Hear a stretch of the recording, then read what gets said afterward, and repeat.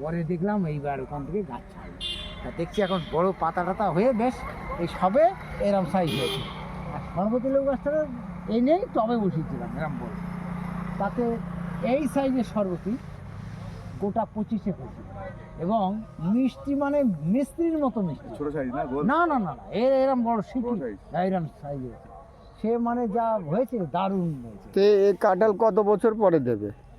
এগুলো তো পুরো তাড়াতাড়ি দেবে তাই না? কাঁঠাল আছে কি গাছ একটা জিনিসের গাছ ম্যাচুরিটির বয়স অনুযায়ী লাগে একটা, আর দ্বিতীয়ত পরিবেশের ব্যাপার আছে, ট্রিটমেন্টের ব্যাপার আছে। আর এই পাশে কি জাম গাছ? না এমনি দিয়ে এটা যে থাই ভ্যারাইটি, যেটা থাই জাম 1-2 বছরের মধ্যে হবে থাইল্যান্ডে? এগুলো, কাঁঠাল 1-2 বছরের মধ্যে হবে না আর বেশি? একদম 1 বছরের মধ্যে কমপ্লিট হবে, মানে কাঁঠাল এসে যাবে তাই? তাহলে আমারটাও হবে। এইটা হচ্ছে পাতাগুলো কিন্তু আমার ভেতরে পাতাগুলো এরম না। কোয়াগুলো গোলাপি মতো হবে। গোলাপি একদম। থাইল্যান্ডের?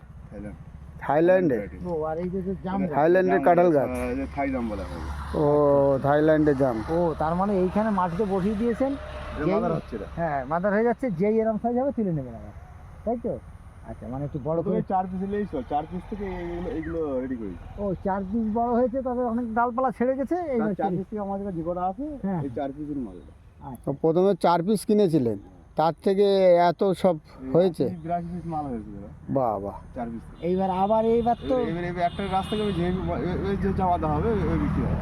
এইবার আর কিছু মানে কাটা হবে না, না, এবার এবার রাখার জায়গা নেই। এবারে মোটামুটি এটা আমাদের তো রেডি হয়ে গেল। হ্যাঁ, এবার এটাকে এবারে এবার এতে বাঁধবে না।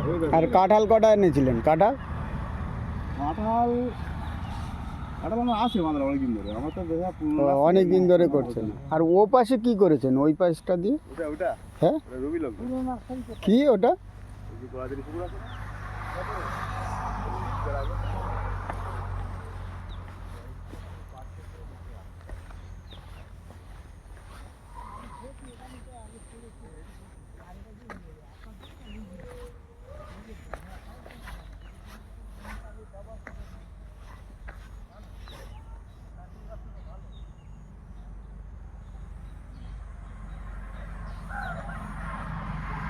এইটাও কি বাইরের আম?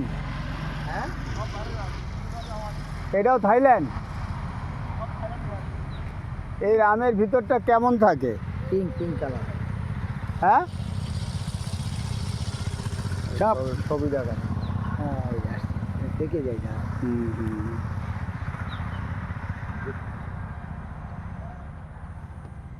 ও একটা কলম নেবো, এর মধ্যে অনেক আম আছে, একরকম মাল লাগে। আমার একটা গাছের গাঁটি মনে আছে, ব্যানানা আছে, গোলমতি আছে, আমি চ্যাংমাই আছে, ব্যানানা হাড়িভাঙা আছে। আমি একটা ব্যানানা এনে টবে লাগিয়েছি এই ব্যানানা বদর থেকে, বুঝলেন?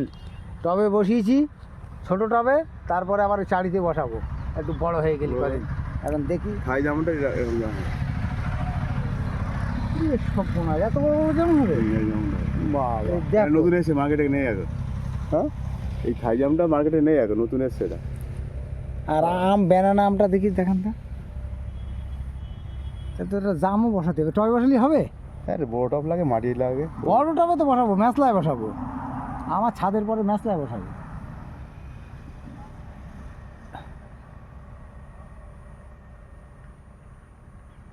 মাটিতে এখন লোকের বাড়ি মাটি কোথায়? আমরা যেদিকে থাকি ওদিকে এখন চাষবাস কিছু নাই। আর এইসব আপনি যা লাগাচ্ছেন এই একটাও মাটিতে হবে না, এইসব যে বড় বাবুরা নিয়ে যাবে সব নিয়ে সব এই আপনার ব্যানানা গাছে যদি একটা দুটো আম হয় তাহলে প্রাণ ধরে যাবে, আর দরকার নেই। আপনি মৌসুমি লেবু করছেন না? মৌসুমি লেবু আছে। আছে? আচ্ছা। আমি আমার নার্সারি আগে নতুন না তো। আর আপেল?